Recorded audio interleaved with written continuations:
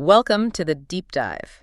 Today we're getting into someone truly iconic, maybe the most recognizable face of the 20th century, Marilyn Monroe. And we're not just running through a timeline. Our goal is really to explore that huge gap, between the blonde bombshell everyone knows. Manufactured image. Exactly. And the real person underneath, Norma Jean Mortensen. Mm-hmm. Intelligent, ambitious, but also deeply troubled and, fighting for respect her whole life. That contradiction, that's really the heart of it, isn't it? I mean, the American Film Institute ranked her 6th among the greatest female screen legends, but that legend was built on some pretty shaky ground. Oh, profoundly unstable. Yeah. She was born Norma Jean Mortensen, Los Angeles, 1926. Mm-hmm.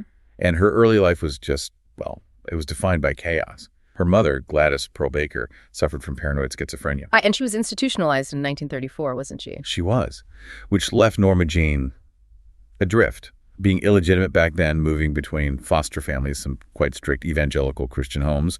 In time in places like the Los Angeles Orphans Home No. 2, which sounds just awful. She described it as traumatic, lonely. It really sets the stage for this lifelong search for stability, for belonging. You can see how that would shape everything that came later. Absolutely. She even said the world around her felt, quote, grim, her escape. It was the movies. The darkness of the cinema was her refuge. And that longing for something else, for escape, it led to that very early marriage, right? It did. In 1942, just after she turned 16, she married James Dougherty, a factory worker. But it wasn't really about romance. It was a way out, a way to avoid going back to the orphanage. Wow. 16? A survival move, essentially. Pretty much. Then, during the war, while Dougherty was overseas, she started working at the radio plane company. A munitions factory. Making drones, wasn't it? That's right. And that's where, fate kind of steps in. An Army photographer, David Conover, came by to take morale-boosting pictures of women working for the war effort. And he spotted her. He spotted her, saw something special.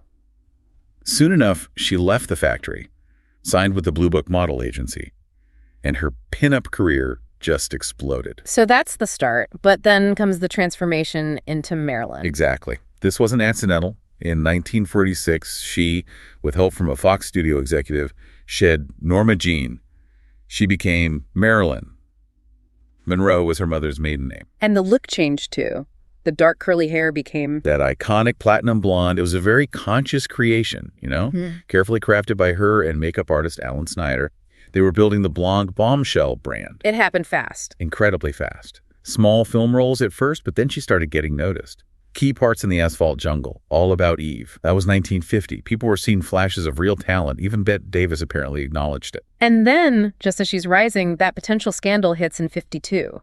The nude calendar photos she'd done years before surfaced. Yeah, back in 49, under the name Mona Monroe, the studio panicked, right? This could have ruined her. But she handled it brilliantly. Oh, absolutely. She didn't hide. She admitted it publicly. Yeah. And gave that amazing line to the press.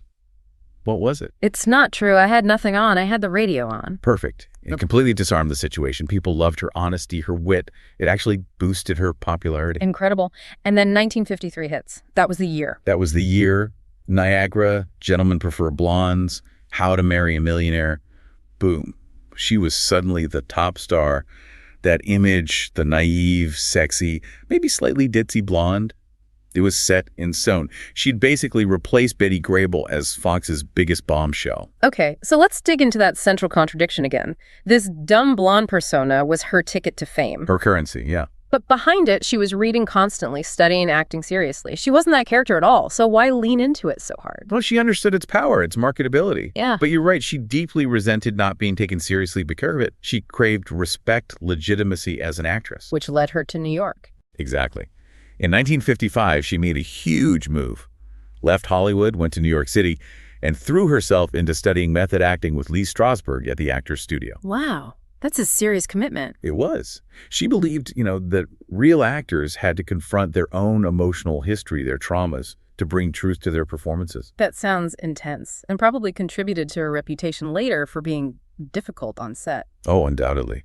The legendary lateness, the stage fright that sometimes paralyzed her, demanding dozens of takes. And insisting on having her coach, Paula Strasberg, Lee's wife, on set with her all the time. That caused friction, didn't it? It often did, yeah. But it stemmed from this deep insecurity, this perfectionism, and maybe also this intense frustration with being typecast and, frankly, the sexism of the industry. But while all that internal struggle and study was happening, she was also making moves professionally. Big ones. Absolutely massive ones. In 1954, she did something almost unthinkable for a star at that time. She co-founded her own production company, Marilyn Monroe Productions, or MMP, with photographer Milton Green. Wait, she started her own production company in the 50s against the studio system. Yes. It was revolutionary. The studios controlled everything. Contracts, roles, image. For a star, especially a female star, to break away like that, it was incredibly bold. She actually sued 20th Century Fox for breach of contract. That takes guts. How did the industry react? Well, they had to take notice. Even the mainstream press, like Time magazine, ended up calling her a shrewd businesswoman. Yeah. She wasn't just a pretty face. She had power and knew how to use it. And she won, right? The lawsuit. She did. Her new contract in 1955 was groundbreaking. A huge salary increase, director approval, script approval, the right to make films with MMP outside of Fox. It really paved the way for other stars to gain more control. So when she finally got that control, what happened? Did it pay off artistically? It absolutely did. Her first film under that new deal was Bus Stop in 1956, and the critics were, well, they were blown away. They finally saw her talent. They saw past the bombshell. There's a great quote from the Saturday Review saying she effectively dispels once and for all the notion that she is merely a glamour personality. It was a huge critical triumph for her. She proved she can do serious drama.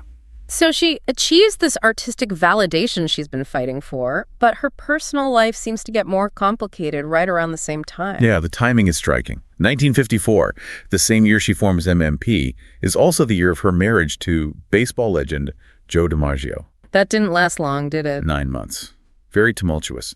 DiMaggio was reportedly very possessive, jealous of her fame, wanted a traditional wife who stayed home. Her stardom just didn't fit with his vision. And wasn't there a specific incident that kind of broke things? Something famous? Ah, yes. The famous subway grate scene for The 7-Year Itch. That publicity stunt with her white dress blowing up, it became iconic. An iconic image, yeah. But apparently DiMaggio was furious about the public spectacle of it all. She filed for divorce shortly after that. So she leaves the athlete and then finds solace with an intellectual. With the playwright, Arthur Miller. They married in 1956. The press had a field day. The contrast, egghead weds hourglass, was one headline. Crude, but it captures the public perception. Did that marriage offer her the stability she craved? Initially, perhaps. Miller seemed to offer an intellectual connection, a kind of security she hadn't had. She even converted to Judaism for him. But it wasn't easy. What went wrong there? Well, her ongoing health problems were a major factor. She suffered terribly from endometriosis. Which caused infertility issues, right? Yes, devastatingly so. She had multiple miscarriages and at least one ectopic pregnancy. The physical and emotional toll must have been immense. And alongside that, her reliance on prescription drugs was increasing. Barbiturates for sleep, amphetamines to keep going. Exactly, a dangerous cycle. And the marriage eventually crumbled under the strain, especially during the filming of The Misfits. Miller wrote that screenplay for her, didn't he? He did, intended as a dramatic showcase for her. But the shoot was incredibly difficult. And then, the final blow. Marilyn apparently read Miller's private journal. Oh no, what did it say? He described her quite harshly. Disappointed, disillusioned, calling her something like an unpredictable and helpless child woman. The sense of betrayal was profound. They divorced in 1961. God, that's brutal. All this trauma, childhood, career pressures, failed marriages, health issues. It's piling up. It really is. And it fueled that downward spiral with medication. She was also undergoing psychoanalysis, remember, based on that actor's studio idea of confronting trauma. Maybe it wasn't helping in the way she hoped. Or the combination of analysis and heavy medication was destabilizing. It led to a very serious breakdown in 1961. She spent time in a psychiatric clinic, which she found terrifying. And who got her out? Ironically, Joe DiMaggio. He stepped back in, arranged for her release to a less restrictive hospital. Despite their failed marriage, he clearly still felt protective of her. It's just layer upon layer of complexity with her. But through all this private turmoil, her public image just got bigger and bigger. Absolutely invincible. She wasn't just famous. She became a global symbol. Pop artists like Andy Warhol used her image. She became pure pop art icon. And that subway grate photo, you could argue it's the defining image of the 20th century. Easily. She understood branding before the term was even common. She knew how to create and control that image. And she had wit, too. Those Monroeisms. Like the Chanel No. 5 quote. Exactly. Asked what she wore to bed. I only wear Chanel N5. Just perfect. It played into the persona, but with a knowing wink. We should also touch on something often missed. Her intelligence wasn't just about acting or business. She had political awareness too, right? She did. Not overtly political in her terms, obviously, but personally. She was a registered Democrat, admired Lincoln, was passionate about civil rights. There are accounts of her engaging Robert F. Kennedy on issues of racial equality. And she stood by Arthur Miller during his HUAC investigation when he was under fire for alleged communist sympathies.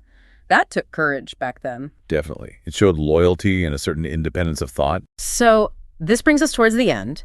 The Misfits in 1961, her last completed film. Yeah, co-starring Clark Gable, who actually died shortly after filming.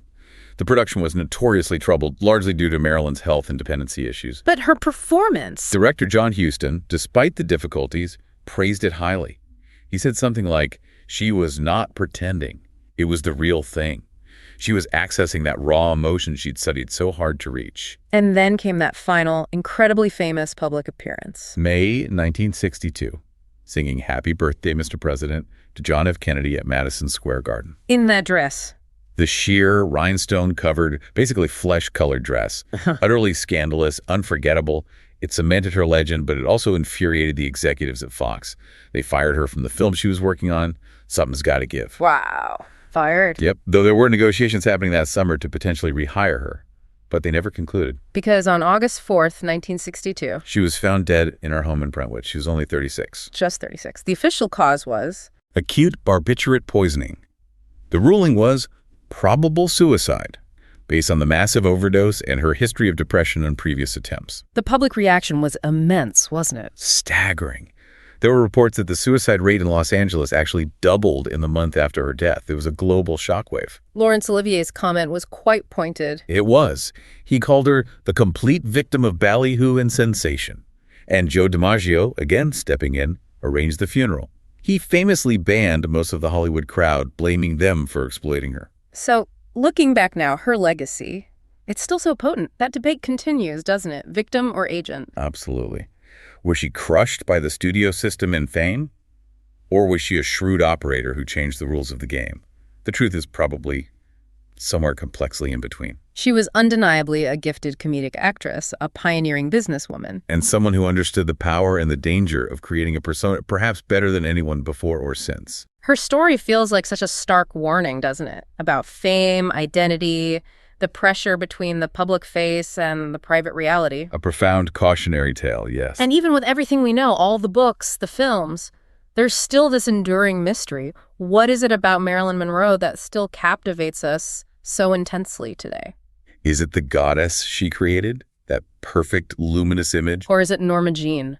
The vulnerable, intelligent, wounded person fighting underneath it all. She remains this incredible, almost blank canvas onto which we project so much about beauty, fame, talent, and tragedy. An enigma that endures, definitely. Well, thank you for joining us for this deep dive into the complex life and enduring myth of Marilyn Monroe. We hope you take away a deeper appreciation for the woman behind the icon.